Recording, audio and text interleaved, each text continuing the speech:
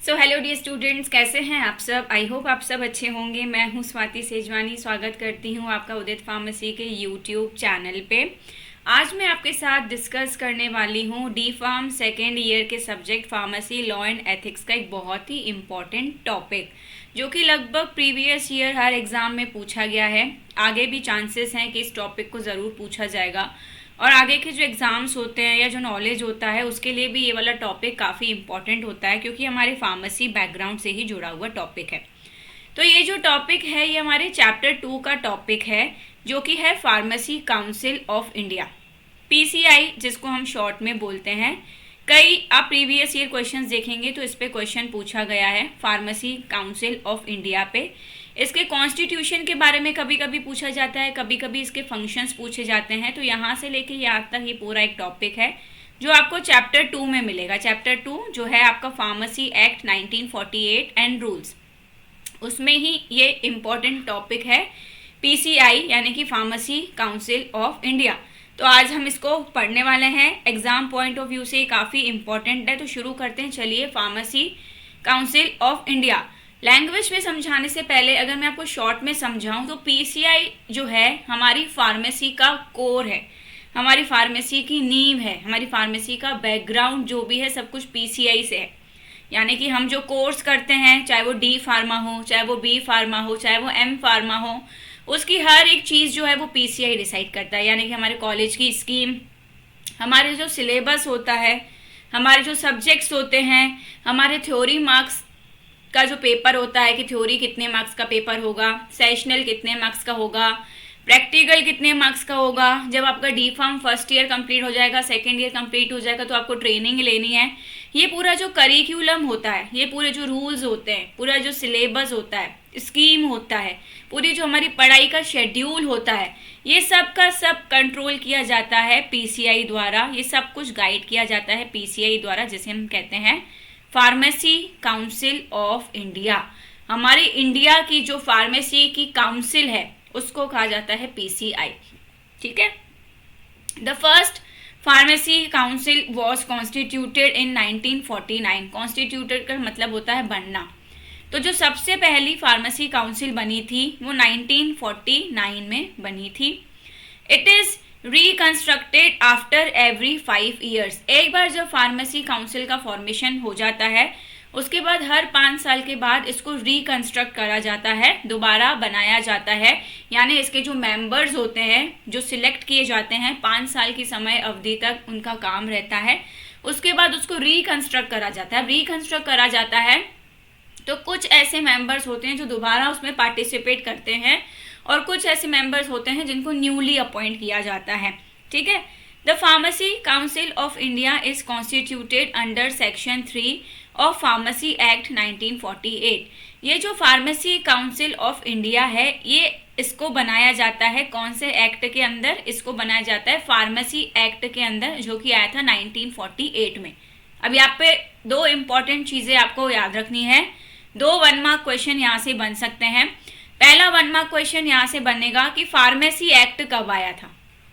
ठीक है, पहला 1 मार्क क्वेश्चन बन सकता है कि फार्मेसी एक्ट कब आया। तो आप हमेशा याद रखिएगा कि पहले एक्ट आया, यानी कि 1948 में पहले एक्ट आया, एक्ट के अंदर पीसीआई बना, इसीलिए पीसीआई बाद में आया, 1 साल बाद पीसीआई बना।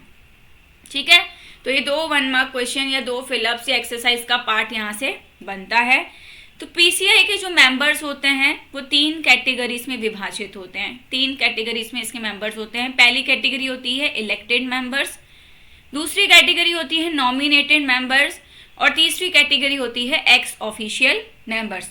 इन कैटेगरी को हम 1 बाय 1 देखते हैं। सबसे पहले हम देखते हैं इलेक्टेड मेंबर्स। इलेक्टेड मेंबर्स का मतलब होता है ऐसे मेंबर्स जिसे इलेक्शन द्वारा चुना जाता है ना। इलेक्शन यानी कि मत द्वारा चुना जाता है। जैसे आप लोग स्कूल गए होंगे तो स्कूल में कभी कभी क्लास में मैम क्या कहती है, आज हम मॉनिटर चूज करेंगे, है ना। तो कई सारे लोगों का नाम दिया जाता है, फिर उसमें से एक हम अपना वोट देके उसको मॉनिटर चुनते हैं। इसी तरह से इलेक्टेड मेंबर्स होते हैं, इलेक्शन द्वारा कई सारे लोगों का चयन यानी कि नाम दिया जाता है, उसमें से फिर कुछ लोगों को चुना जाता है। 6 मेंबर्स होते हैं यूजीसी के। यूजीसी यानी कि यूनिवर्सिटी ग्रांट कमीशन। 6 मेंबर्स ऐसे होते हैं जिसे यूजीसी द्वारा चुना जाता है। उन 6 मेंबर्स में से there is at least 1 teacher of each of pharmacy, उसमें से कम एक टीचर फार्मेसी का होना चाहिए, एक टीचर फार्मास्यूटिकल केमिस्ट्री का होना चाहिए, एक टीचर फार्माकोग्नोसी का होना चाहिए और एक टीचर फार्माकोलॉजी का होना चाहिए। ये सारे सब्जेक्ट्स आपने पढ़े हैं, ये सारे सब्जेक्ट्स आपके डी फार्म के कोर्स में आते हैं। इसीलिए पीसीआई के जो इलेक्टेड मेंबर्स की कैटेगरी है उस सब में एक एक टीचर इस सब्जेक्ट का होना चाहिए। क्यों? क्योंकि पीसीआई हमारा सिलेबस स्कीम डिसाइड करती है और टीचर्स ही अगर उसमें नहीं होंगी तो सिलेबस स्कीम प्रैक्टिकल सबका करिकुलम कैसे बनेगा। दूसरा, एक मेंबर होता है जिसको एमसीआई यानी कि मेडिकल काउंसिल ऑफ इंडिया द्वारा चुना जाता है और एक मेंबर होता है जिसको स्टेट काउंसिल द्वारा चुना जाता है, जो कि होता है रजिस्टर्ड फार्मासिस्ट यानी कि हम, है ना, जिन्होंने फार्मेसी का कोर्स कंप्लीट करा है, चाहे वो डी फार्मा हो चाहे वो बी फार्मा हो। अगर कोई भी ऐसा फार्मासिस्ट है जिसका रजिस्ट्रेशन हो चुका है वो रजिस्टर्ड फार्मासिस्ट कहलाता है। तो हो गए 6 मेंबर हो गए। देखिए 4 यहाँ से टीचर्स हो गए, एक मेंबर यहाँ से हो गया, एक यहाँ से हो गया, तो टोटल 6 मेंबर्स हो गए इलेक्टेड मेंबर्स के। दूसरी कैटेगरी आती है नॉमिनेटेड मेंबर्स की। नॉमिनेटेड मेंबर्स होता है जिसको नॉमिनेट किया गया हो। जैसे अपन बहुत सारे अवार्ड फंक्शंस देखते हैं ना, जैसे पिक्चर्स के भी देखते हैं, सीरियल्स के भी देखते हैं, तो कई सारे हीरोज़ को नॉमिनेट किया जाता है कि बेस्ट हीरो कौन है, कई सारी हीरोइंस को नॉमिनेट किया जाता है कि बेस्ट हीरोइन कौन है, फिर उसमें से कोई एक जीतता है। तो इसी तरह से कई सारे लोगों का नाम दिया जाता है, उनको नॉमिनेट किया जाता है कि हम चाहते हैं ये मेंबर पीसीआई में आए। तो यहाँ पे भी 6 मेंबर्स होते हैं। वहाँ पे यूजीसी द्वारा चयन किया जाता है, यहाँ पे नॉमिनेट किया जाता है सेंट्रल गवर्नमेंट द्वारा। ठीक है, सेंट्रल गवर्नमेंट द्वारा चयन किया जाता है। यहाँ पे जो 4 मेंबर्स होते हैं, कम से कम 4 मेंबर्स के पास डिग्री या डिप्लोमा होना चाहिए फार्मेसी में या फिर फार्मास्यूटिकल केमिस्ट्री में। कहने का मतलब है कि जो भी 4 मेंबर्स होंगे या तो उनके पास डी फार्म की डिग्री होनी चाहिए या फिर बी फार्म की डिग्री होनी चाहिए। ठीक है, ग्रेजुएट होंगे तो भी चलेगा, डिप्लोमा होगा तो भी चलेगा, लेकिन फार्मेसी बैकग्राउंड का होना चाहिए। एक रिप्रेजेंटेटिव होना चाहिए यूजीसी का यानी कि यूनिवर्सिटी ग्रांट कमीशन का, जो अभी मैंने आपको फुल फॉर्म पीछे बताया था, university grant commission.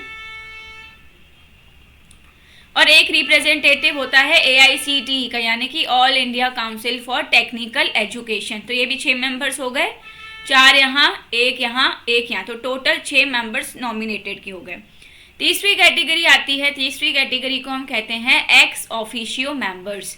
Ex officio members मतलब ऐसे ऑफिशियल मेंबर्स जो पहले किसी ऑफिस वाले पद पे थे लेकिन अब वो रिटायर्ड हो चुके हैं, इसीलिए उसको एक्स ऑफिशियो मेंबर्स कहा जा रहा है। ठीक है, ऐसे ऑफिशियल मेंबर्स जो पहले किसी सरकारी पद पे थे लेकिन अब वो रिटायर हो चुके हैं, तो उनको हम यहाँ पे पीसीआई में चयन कर सकते हैं। तो कौन कौन ऐसा है जो यहाँ पे पार्टिसिपेट कर सकता है? वो है director general of health services, या फिर हमारी जो सेंट्रल ड्रग लेबोरेटरी है उसके डायरेक्टर हो सकते हैं, ड्रग कंट्रोलर हो सकते हैं हमारी इंडिया के, है ना। इसके बाद इन 3 कैटेगरीज के बाद प्रेसिडेंट और वाइस प्रेसिडेंट अपॉइंट होते हैं पीसीआई के लिए। The members of the council among themselves elect the president and vice president of the central councils for a period of 5 years. अब जो मेंबर्स हैं यानी कि जो इलेक्टेड मेंबर्स हैं, जो नॉमिनेटेड मेंबर्स हैं और जो एक्स ऑफिशियो मेंबर्स हैं, वो आपस में मिलके प्रेसिडेंट और वाइस प्रेसिडेंट को चूज करते हैं। और जो प्रेसिडेंट और वाइस प्रेसिडेंट होता है उनकी जो समय अवधि रहती है कार्य करने की वो 5 साल तक की होती है। However, they are eligible for re-election. लेकिन 5 साल बाद अगर ये वाइस प्रेसिडेंट और प्रेसिडेंट चाहें तो फिर से पार्टिसिपेट कर सकते हैं और पीसीआई के मेंबर बन सकते हैं। आगे हम देखते हैं पीसीआई के फंक्शंस, जो कि बहुत इंपॉर्टेंट है।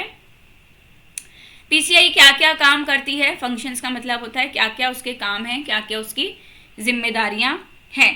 The pharmacy council of India performs the following functions.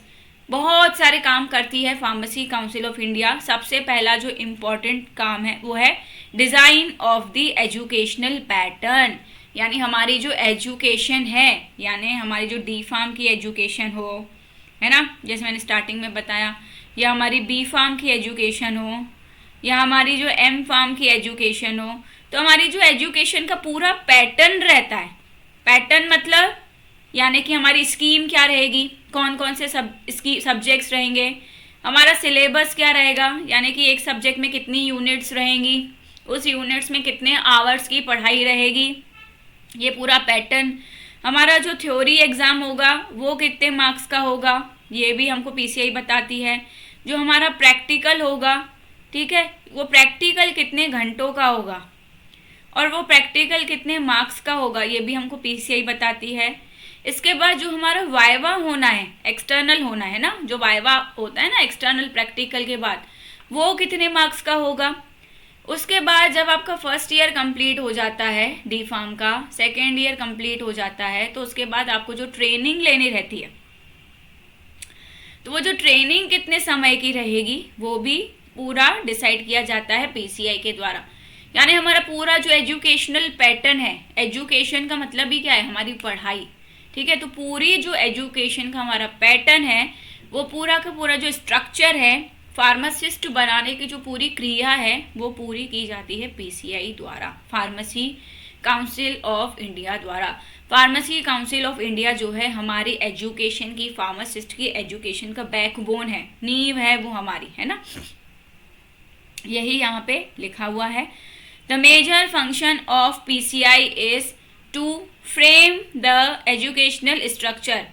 Major सबसे इम्पॉर्टेंट काम जो है पीसीआई का वो है एजुकेशनल स्ट्रक्चर को फ्रेम करना। फ्रेम करना मतलब बनाना। अपन फोटो फ्रेम कराते हैं ना, फोटो होती है उसको फ्रेम में सहेज के रखते हैं, है ना। इसी तरह से पीसीआई के भी क्या है, एजुकेशन है, तो उसके हम एजुकेशन स्ट्रक्चर को फ्रेम करते हैं, सारी चीज़ों को डिज़ाइन करते हैं पीसीआई। किसके लिए किया जाता है ये सब कुछ, फ्यूचर में जो फार्मासिस्ट बनने वाले हैं। पहले तो स्टूडेंट ही रहते हैं ना, जब तक वो पढ़ाई करते हैं स्टूडेंट रहते हैं। जब फर्स्ट ईयर कंप्लीट होगा, सेकेंड ईयर कंप्लीट होगा, ट्रेनिंग कंप्लीट होगी, जब उनका रजिस्ट्रेशन हो जाएगा तब वो फार्मासिस्ट कहलाएंगे। तो ये सारी चीज़ें करी जाती हैं फ्यूचर फार्मासिस्ट के लिए। And updating it timely as per the new requirements. अब ऐसा नहीं है कि पीसीआई ने एक बार सिलेबस बना दिया, एक बार सब्जेक्ट डिसाइड कर दिए तो हो गया, नहीं। टाइम टू टाइम पीसीआई इसको अपडेट भी करता है। जैसे ही कोई न्यू चीज़ आ रही होती है तो उसको हमारे सिलेबस में ऐड ऑन किया जाता है। कोई ऐसी बहुत पुरानी चीज़ होती है जो कि सिलेबस में ज़्यादा रिक्वायर्ड नहीं है तो उसको कभी कभी हटाया भी जाता है ना। तो टाइम टू टाइम ये पूरा एजुकेशनल पैटर्न रिवाइज किया जाता है पीसीआई द्वारा, अपडेट किया जाता है, ठीक है। दूसरा काम आता है पीसीआई का अप्रूवल ऑफ इंस्टीट्यूशंस। जो भी कॉलेज हैं, जितने भी फार्मेसी कॉलेजेस हैं, चाहे वो डी फार्म हो चाहे वो बी फार्म हो, अगर वो पीसीआई द्वारा मान्यता प्राप्त है तो ही आपका कोर्स वैलिड कहलाता है, अन्यथा आपके कोर्स की डिग्री, डिप्लोमा कुछ भी वैलिड नहीं कहलाता है। तो पीसीआई आपके कॉलेज में इंस्पेक्शन करने आता है, जांच पड़ताल करने आता है, देखता है कि आपके कॉलेज में सफिशिएंट टीचर्स हैं कि नहीं, प्रैक्टिकल कराने के लिए लैब्स हैं कि नहीं, एग्ज़ाम्स कराने के लिए एग्ज़ाम बैकग्राउंड है कि नहीं। ये सारी चीज़ें देखने के बाद ही किसी कॉलेज को अप्रूवल दिया जाता है। तो जब किसी कॉलेज के पास पीसीआई का अप्रूवल होता है, उसी कॉलेज की डिग्री या डिप्लोमा जो है मान्य कहलाता है, अन्यथा नहीं कहलाता। अब एक बार अगर किसी कॉलेज को अप्रूवल मिल गया तो ऐसा नहीं कि वो आजीवन चलता रहेगा, नहीं। पीसीआई कभी भी दोबारा इंस्पेक्शन करता है और अगर उनको कोई भी कमी लगती है किसी भी चीज़ में तो पहले तो वो कॉलेज वालों को कहते हैं कि क्षतिपूर्ति करो। उसके बाद भी अगर वो कॉलेज कमी पूरी नहीं कर पाता है तो उस अप्रूवल को विड्रॉ भी कर लिया जाता है। विड्रॉ मतलब पहले जो मान्यता दी गई थी पीसीआई द्वारा कॉलेज को, वो वापस ले ली जाती है। विड्रॉवल का मतलब होता है वापस ले लेना, है ना। विड्रॉवल का मतलब होता है वापस ले लेना। तीसरा काम होता है पीसीआई का maintenance of central register of pharmacist.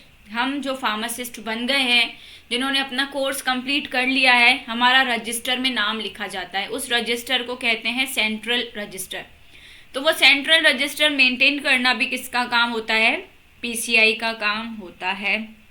चौथा, जिस भी फार्मासिस्ट ने अपना कोर्स कंप्लीट कर लिया है उसको रजिस्ट्रेशन कराना पड़ता है। तो रजिस्ट्रेशन की जो प्रोसेस है वो करी जाती है पीसीआई द्वारा। पीसीआई का एक ऑनलाइन पोर्टल रहता है, समय समय पर वो पोर्टल खुलता है। समय समय पे जिसने अपना कोर्स कंप्लीट कर लिया है उस पर अपना रजिस्ट्रेशन कराता है और उसके बाद ही वो पर्सन रजिस्ट्रेशन कराने के बाद ही रजिस्टर्ड फार्मासिस्ट कहलाता है। आप सबको ये क्लास कैसी लगी कमेंट बॉक्स में ज़रूर बताइएगा। और मीनवाइल और इन्फॉर्मेशन के लिए आप जुड़ सकते हैं मेरे यूट्यूब चैनल पे जिसका नाम है फार्मेसी विद स्वाति। इंस्टा पे भी आप मेरे से जुड़ सकते हैं, आई एम स्वाति सेजवानी। और सेम यूट्यूब चैनल नाम से भी मेरी इंस्टा आईडी है जिस पे आपको एजुकेशनल वीडियोस मिलेंगी। मिलते हैं हम लोग नेक्स्ट क्लास में। Thank you for watching.